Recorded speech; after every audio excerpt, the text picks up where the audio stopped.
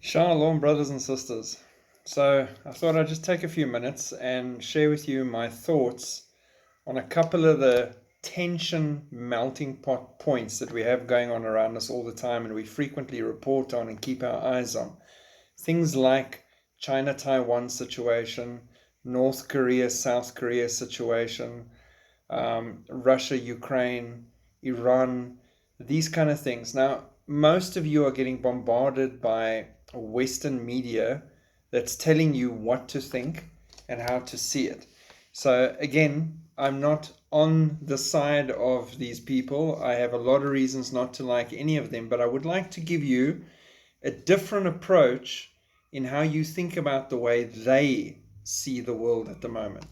So, if we start with China, and I can drill into the whole history of the China-Taiwan situation for you and how it used to belong to itself and the Netherlands and then Japan, and then after the war went to China, and then when the Chinese Communist Party won against the normal government, that government fled to Taiwan. There's a whole history, right? But the gist of it is Taiwan belonged to China. They claimed all of it.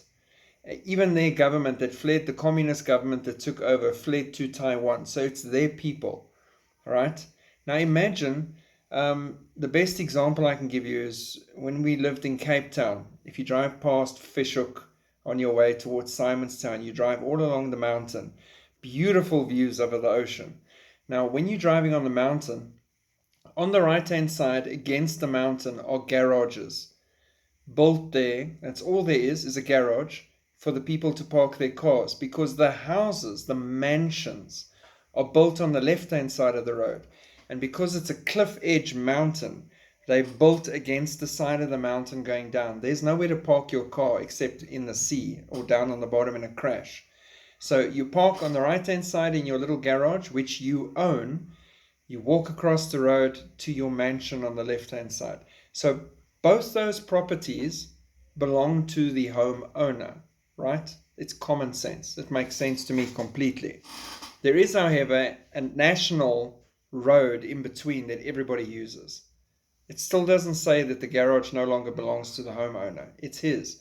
Now imagine for a second that family that bought that mansion let their child stay in the garage because he wants a little bit of independence.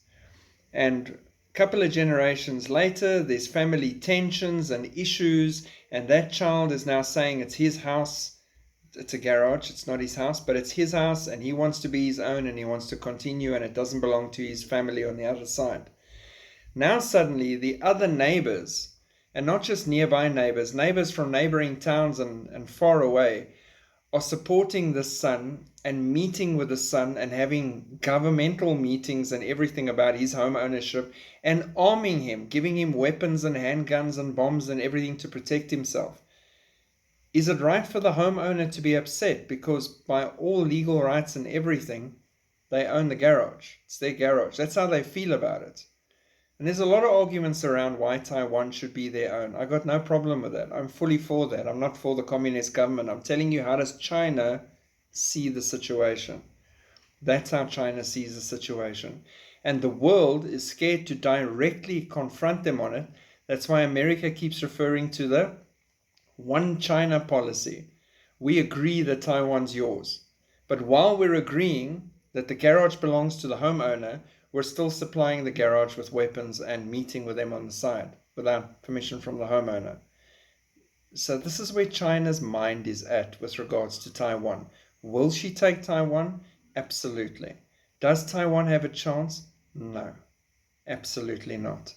Okay, so that's how China sees the situation. Now we look at Russia and Ukraine. Russia is, again, let's use a neighborhood situation. So you've got a house and enemies have moved into the street down the road and they're hostile to everyone. They literally want to cause fights, deal drugs, murder people. So you're watching them. They're a threat. So you're armed to protect your property, but it's fine. You're watching them. But they keep coming closer and closer and hooking up with other neighbors, and eventually there's an entire group, and they've even given themselves a gang name, NATO, And this whole group has banded together, which is fine. You got no problem with that. Just don't come too close to me and my house and my garden with all your rubbish. But now they're right up against your house next door, and they're trying to take over those homes, and they're putting all their weapons and their best things there, and they're moving everything into that neighborhood. Should you feel threatened? This is what Russia was saying in the beginning. They feel threatened. Should they feel threatened? They're Russia. Yes, they should. Because a missile is a missile, a nuke's a nuke. If South Africa still had any, we'd still be a danger if we had a nuke. It's just how nukes work. Would you want that on your doorstep? Would you want that kind of firepower on your doorstep?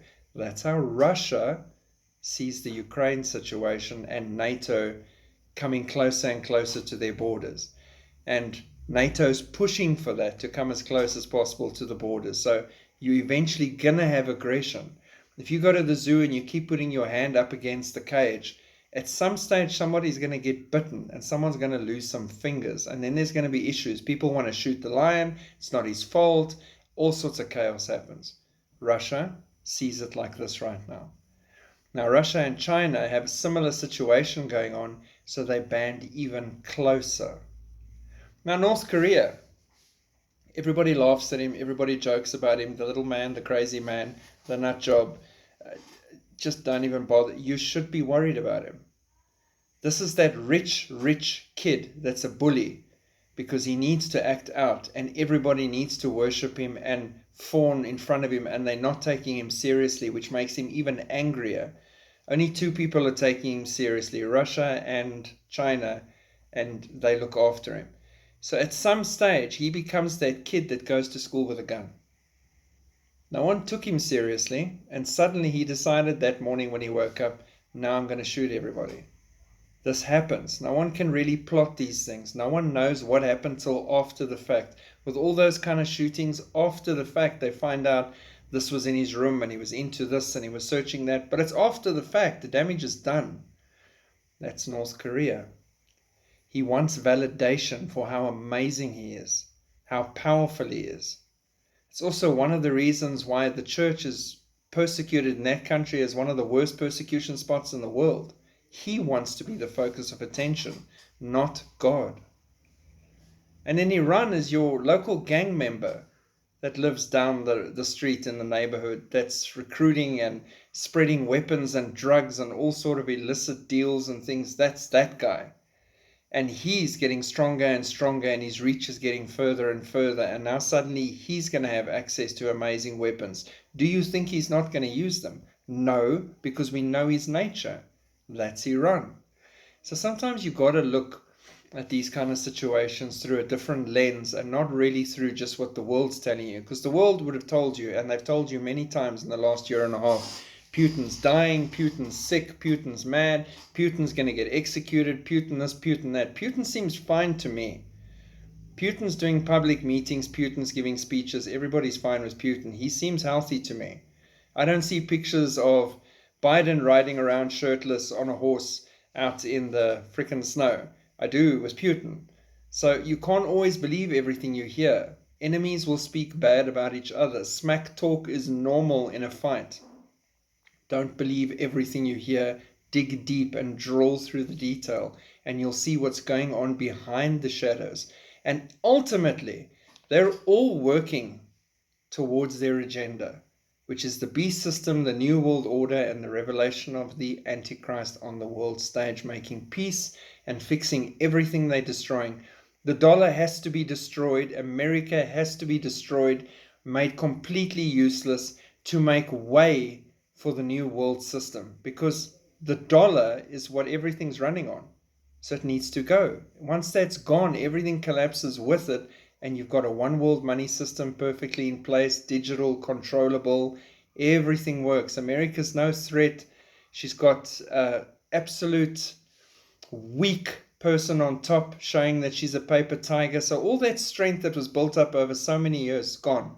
And they needed that so that the others can rise and cause the chaos they need to cause.